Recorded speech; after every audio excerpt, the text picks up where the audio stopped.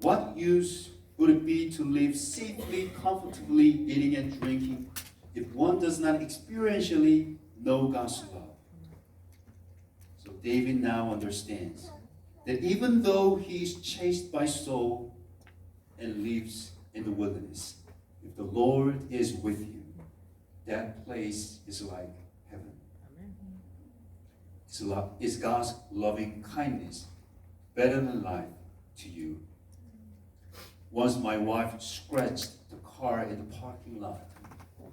Instead of comforting my heartbroken wife, I was just looking at scratched car. The scratched car was more precious to me than showing God's loving kindness to my wife.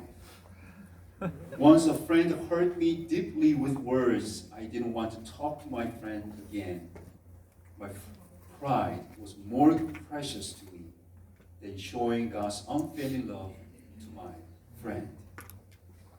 When I lost my mother, I clearly realized one thing.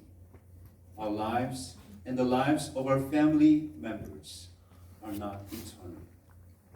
However, God's loving kindness, His unfailing love, is eternal. We must rely on that love. Because when Jesus comes again, His unfailing love will awaken my mom and dad from the sleep of death. When we treasure God's unfailing love more than life itself, our attitudes toward the world will change. I hope that we all become those who experience in this life that God's unfailing love is better than life itself. My mother began to fall ill in the mid-2008. She had served diligently at church, having homes both in the city and countryside.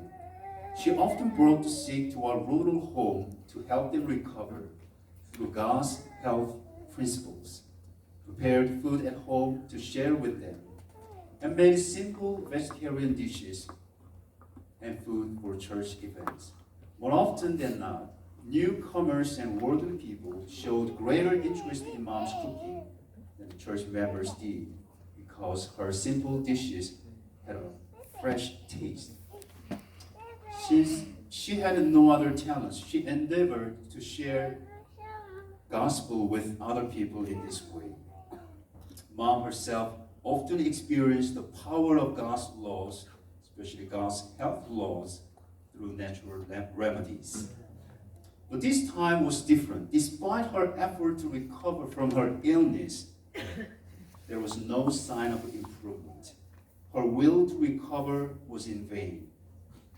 Her health continued to deteriorate. Mom began to feel guilty. Once an advocate for health reform, she now had a troubled heart because she believed that living according to God's laws should result in good health.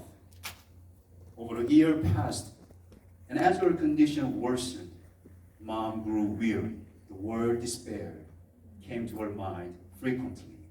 I too became worn out from caring for Mom, leaving my job at 30 years old, and darkness began to cover my heart as well. It was during this time that I encountered Psalm chapter 63. I couldn't take my eyes off from this text as God spoke to me through this song.